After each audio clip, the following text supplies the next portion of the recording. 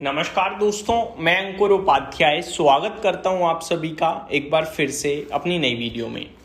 बाजार आज gap down open हुआ 200 पॉइंट और जहां ओपन हुआ वहीं से रिकवरी देखने को मिली। रिकवरी इतनी शानदार थी कि एक समय बाजार 60 पॉइंट तेजी में आ गया था, लेकिन फिर एट द एंड वापस से प्रॉफिट बुकिंग या गिरावट दिखी हमें। 24,200 के पास बाजार बंद हुआ और सेटल होने के बाद 24,211 के लेवल्स पे बंद हुआ। सबसे बड़ी बात यह है कि ग्लोबल मार्केट से नेगेटिव संकेत, कच्चा तेल $80 बैरल्स पे खड़ा था मॉर्निंग में, उसके बावजूद जहां खुले वहीं से हम सभी ने रिकवरी देखी है। रिकवरी के बाद जो बाजार बंद हुआ है वो पांचों इंडाइसेस पे हरे निशान में हुआ है। सेंसेक्स हरे निशान में, निफ्टी हरे निशान में, बैंक निफ्टी हरे निशान में, मिड कैप हरे निशान में, स्मॉल कैप हरे निशान में।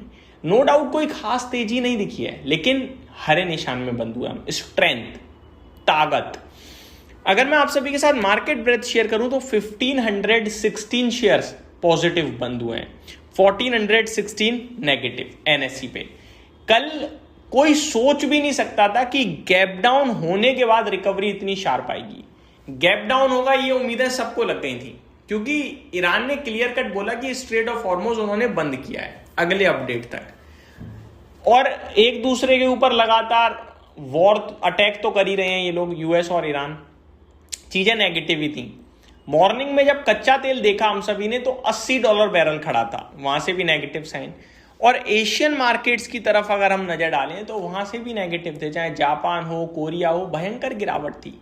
हम खुद 200 पॉइंट गिफ्ट निफ्टी पे नीचे दिख रहे थे, तो टेंशन तो थी, लेकिन टेंशन के बाद जो एक्शन हुआ है वो सुपर्ब हुआ। मैं पहले आपके साथ एक एक करके डिटेल शेयर करता हूं। क्रूड ऑयल से शुरुआत करते हैं। क्रूड $80 बैरल पे था, $77 बैरल तक अभी आया, लेकिन अभी वापस $78.5 प्रति बैरल आया है।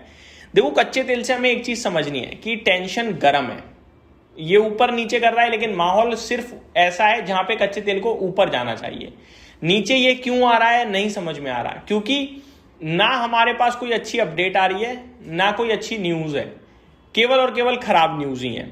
ईरान की तरफ से बयान आ रहा है कि वो तब तक नहीं अब स्ट्रेट ऑफ हॉर्मुज को ओपन करेंगे जब तक यूएस इंटरफेयर करना बंद ना कर दे स्ट्रेट ऑफ हॉर्मुज में। यानी कि यूएस ये ना कह दे कि भैया मेरे हिसाब से इस रूट से भी शिप जा सकती हैं, या इनको क्यों नहीं जाने दे रहे, इनको जाने दो।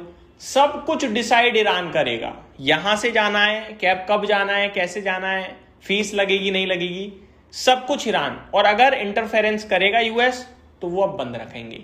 तो टेंशन तो गर्म है, टेंशन तो पूरी बनी हुई है, लेकिन उसके बावजूद रिकवरी आई, बहुत ही शानदार बात थी। अब क्यों आई, कैसे आई, इसका जवाब तो नहीं है। रिकवरी के पीछे अगर आप कुछ लॉजिक ढूंढना चाहो तो वो डेटा बन सकता है FIDIs का। फ्राइडे को काफी अच्छी बाइंग का फिगर था, कल एक्सपायरी है, एक्सपायरी से पहले तेजी थी, तो आज गिरना बनता नहीं था क्योंकि पोजीशन लॉन्ग साइड पे है, तो आज ऊपर जाना ही बनता था। ऊपर तो नहीं गया, नीचे से ऊपर जरूर आ गया। अब यहाँ पे वो चाहे तो एग्जिट कर सकते हैं और कल गिरावट हो सकती है अगर ट्रेडर्स एग्जिट ले चुके होंगे तो देखने वाली बात है कैसे ट्रेड करता है बाजार। ईरान टीवी ने क्लियर किया है, Hormuz to remain close till US ends interference. तो देखने वाली बात है कि भैया यूएस क्या कहता है इस पे।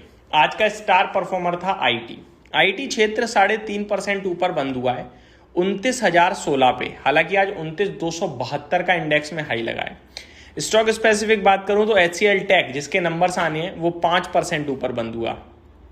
TCS जिसके 2 दिन पहले नंबर्स आए हैं वो 5.5% ऊपर बंद हुआ है। बाकी अगर आप देखो LTM जिसके नंबर्स आए कल वो भी 2% ऊपर बंद हुआ है। तो तेजी तो भरपूर थी आईटी स्टॉक्स में, यही लीडरशिप में थे आज के सेशन में। मीडिया भी 2% ऊपर था, ऑटो में आधे % की तेजी थी। FMCG 1% नीचे था, मेटल इंडेक्स में 0.5% की गिरावट थी। बाकी ज्यादातर सेक्टर्स फ्लैटिश टाइप थी। आज का स्टार परफॉर्मर न्यूजन सॉफ्टवेयर 14% ऊपर, सोनाटा सॉफ्टवेयर 11% ऊपर, मैपमाई इंडिया 9.5% की तेजी, कल्याण ज्वेलर्स 7.25% और एजिस वोपाक में 7% की तेजी दिखी है।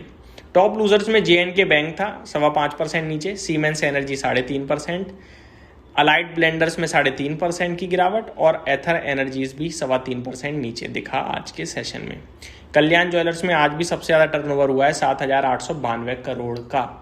निफ्टी में 29 स्टॉक्स नीचे थे, जिसमें टॉप लूजर था ग्रेजियम, टाटा स्टील, नेस्ले, और बचे हुए जो 21 थे वो पॉजिटिव थे। टॉप गेनर आज TCS, then HCL tech, tech Mahindra, Infosys का शेयर हमें देखने को मिला है, जहां पे दमदार तेजी दिखी।